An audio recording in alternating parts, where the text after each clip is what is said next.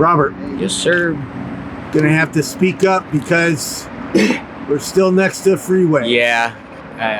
Man, I don't talk loud. I'm not a loud talker. Like, I keep quiet, keep to myself, but it's like, I don't like talking loud, but I'll definitely try. Well, thank you. It's, this is the second time we've tried this. Yeah. The first time, I had some technical difficulties and you were kind enough, very gracious, but then you lived on the hill behind. Yep. And it's been raining. Oh, it's so the dirt's still slippery as hell. Like, so hard to even move or like even try to get up there to get the rest of my stuff. I'm just like, fuck it. And Caltrans came around. Yeah. And like, they didn't even do anything. They came and my friends were under quarantine and they even made them move. Like, they made them move, but they didn't pick up any of the... They made us, they told us we had to get out, get our stuff, got down here, and then they were just like, oh, right, you guys got a free day today, yada yada, and like said they were sending the county out to like get to test us for the COVID or whatever, and that was it basically, and they just left and didn't even clean, didn't do nothing, just left. Oh my God, there's a rat. That's a big rat. Big rat? Yeah, it was. Well, how do you live out here with all the rats? Oh, I have a slingshot. Kind of like a video game, right? Kind of. But that's no way for anybody to live. Yeah, that part. Like, I mean, and rats are like one of the nastiest creatures. Like they carry the plague, black plague. Like, it's like, and they don't care. Nobody cares. Like, so you're out here homeless, and you've been out here for years and years. Yeah. Well, out here in Los Angeles for like around 7. Back home in Arizona, it's just off and on since I was like 9 years old. Like 9-10 years old. Homeless since 9 years old. Yeah. I mean, at the beginning, yeah, it was by choice because I couldn't mentally handle everything that was going on, and like. But is that really? I honestly just thought, like, man, I know what I know, and if I'm gonna survive, I'm gonna survive. I'm gonna be alive. So let's see what I can do. Yeah. But is that really a choice? Because wherever you were, what your home environment was so awful that you felt the streets were safer. Well, yeah. Well, not necessarily the streets were safer, but I just figured I was safer, like, on my own. And if that's the way it's gonna be, it's gonna be. So I might as well try to make the best of it, you know? But that's not a decision a 9-year-old kid should be making. Yeah, I understand. That's what I mean. It's just not a choice. Yeah, a 9-year-old kid shouldn't be put in that situation. Yeah, like, dude, I mean, he's 9 years old. Like, that's not even out of middle school yet, or even elementary. Yeah. Like, so off and on homeless until now, from 9 years old. Yeah. I mean, don't get me wrong, like, for a couple years, every so often, I mean, I had a place to stay, like an actual stable place to stay. My mom would actually let me back in, or like, I had a couple of friends that let me, like, basically live there for free, just about. I mean, I had to do a few chores, or like, fucking, put in for food or something, you know, or sometimes they'd ask me for rent. I did what I had to do, and I got some money for rent, but that's about it. Like, I mean, so pretty much you've grown up outside, occasionally going home. I mean, so you mentioned your mom and being homeless at 9. Was your mom in your life back then? my mom was in my life, but she was more like, I mean, she'd say like basically she was trying to basically be both mom and dad, because my dad split when I was 1. Like, told me like straight up, he told me he was gonna go to the store and give me a birthday present, and never came back. Like, just never came back.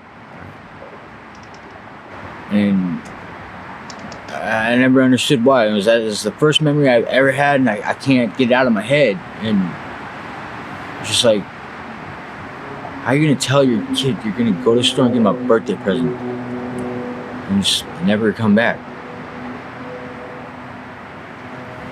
And what's messed up even more is my 18th birthday came, and my dad ran into me. And he was trying to talk, and I'm like, no, dude, just get away from me, dude. And he just kept talking to me, and I should have laid his ass out. I have some similar stuff that actually is probably partly of how I ended up on the streets too. Family background, very similar of being raised by my mom. But anyways, let's talk about homelessness. What's homelessness like in Los Angeles? I mean, we already covered the rats, but how do you survive out here? Man, like this. I mean, so here, let me show your sign. So you're gonna go fly a sign? Yeah, I try. I mean, yeah. It's just like when I literally can't find any kind of work, like any like actual like work. I mean, because I fix bikes, skateboards, build shit, but like that's just, I mean, especially out here, nobody has any money really, like.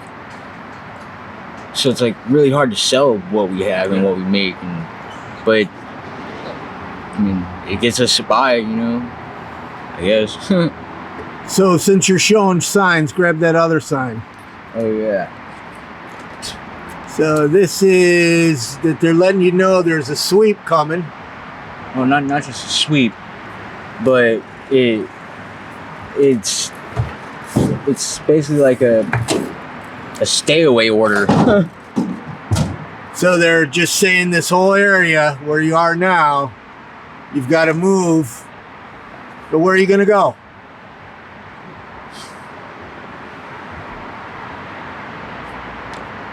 Honestly, I have no clue. Yeah. You can set it down. I got a shot of it. It's a big area too. It is. And it's they've established these enforcement zones, making homelessness illegal around LA. And like, there's one right here, and then down Virgil, there's another one right here, and there's a couple others like down on Clinton. There's a few more down here. Like, they're all so over many. Los Angeles. They're making areas illegal. It's like literally it's like very fine lines of where you could possibly go, but even then, it's like there's a lot of us. Yeah.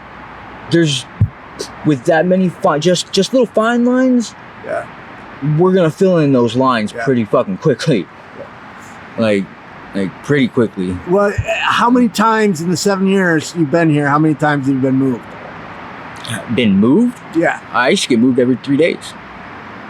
You're moved by police or Caltrans every 3 days? Every 3 days. Oh my gosh. And now they're saying there's areas that... I mean, actually, you know what? At first, like, when I first got here, I mean, I was staying like up on Hollywood Boulevard and like on the boulevard. I was homeless on Hollywood Boulevard, so. Yeah. I mean, but they'd move us all day, every day. I mean, we couldn't sit on the boulevard at least, but like, we'd have to keep moving. And that's the whole thing. Is you gotta, when you're on the boulevard, you gotta keep motion. You have to keep moving. Right.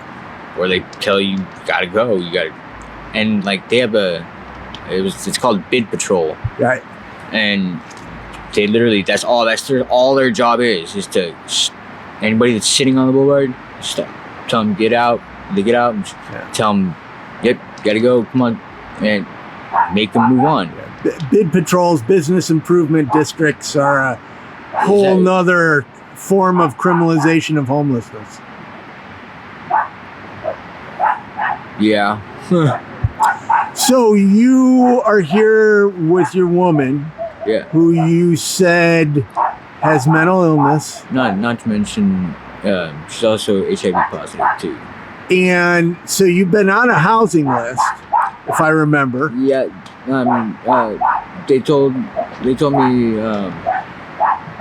that they put mine and my girl's name on the list for the Project Room Key, or not the Project Room Key. It was the bridge shelter, or one of them. Yeah, I think it was the bridge shelter last time you told me. Yeah, the one in Hollywood. Yeah. And then after that, we'd go into like to get the housing, but man, monster, stop it. Sorry, my dog. That's all right. Yeah. And then into housing, and then but at the shelter they said we could be together at first, so like that's why we agreed to actually do it, because she have a mental illness. You're her caregiver. Well, yeah, and because of that, like I have to be around her, and they told us at first that's what we could be able to be, is that we'd be together. But then when they came to get us,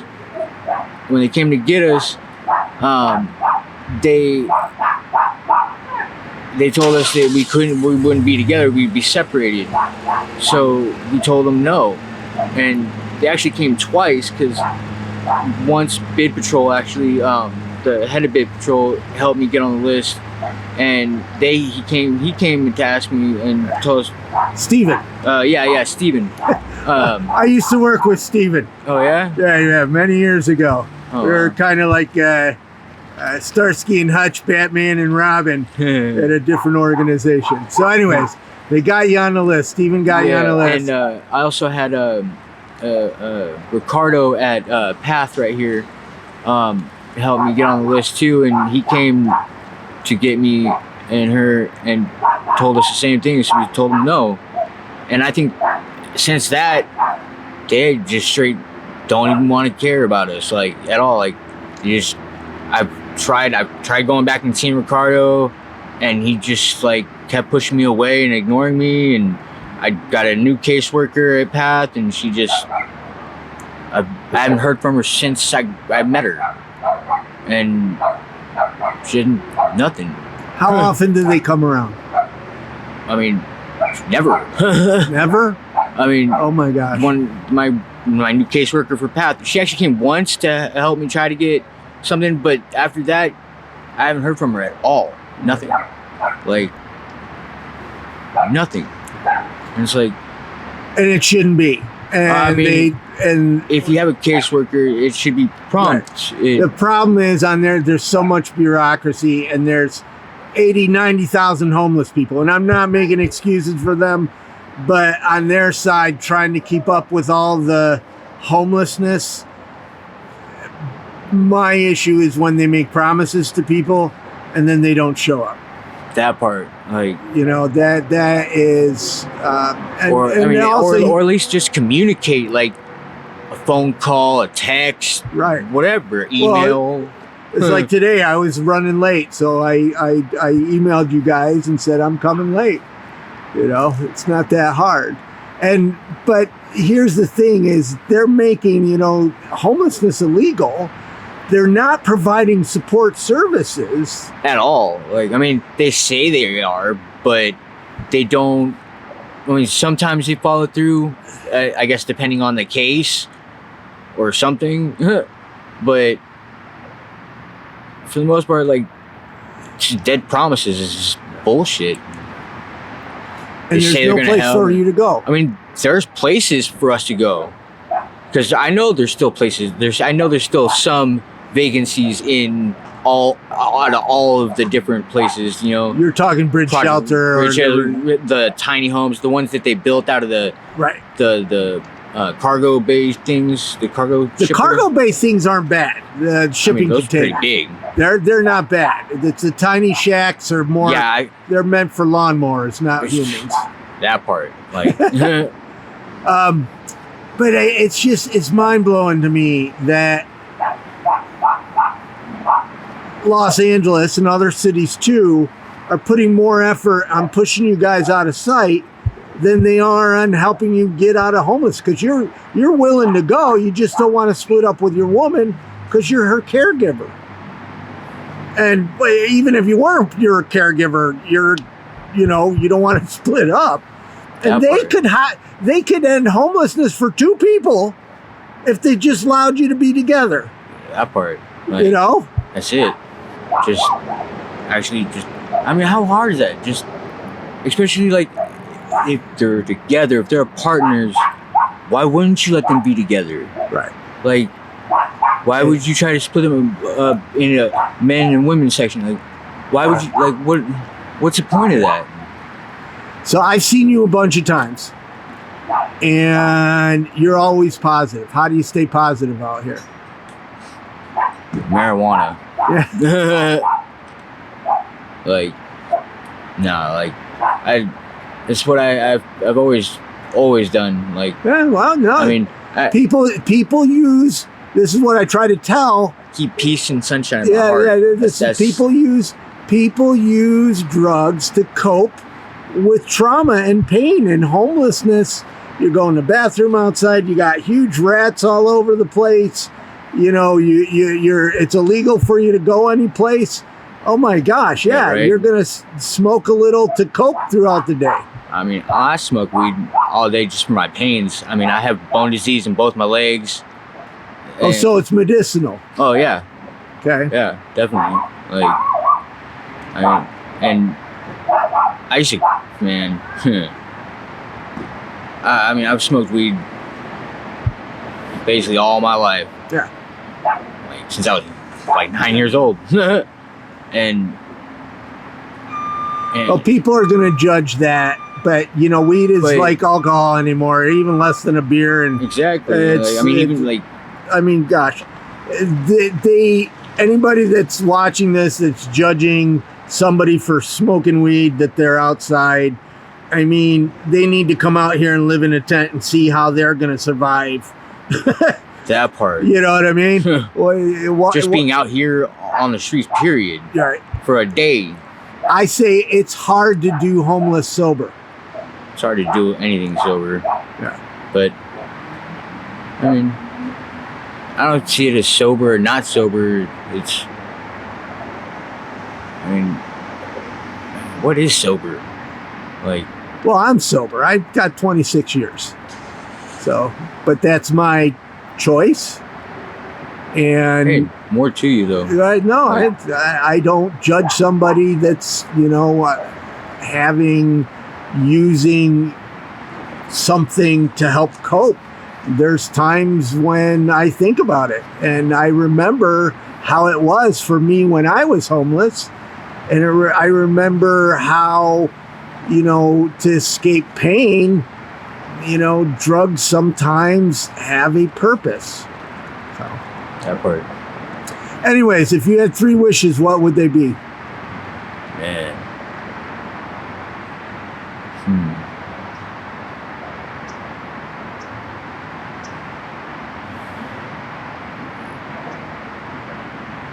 My girl get better and actually get better. I don't want her to die. That she wouldn't die from HIV. That's probably my only one. Only wish? Yeah. I just want to make sure she's all right. Well, thank you very much for talking to me.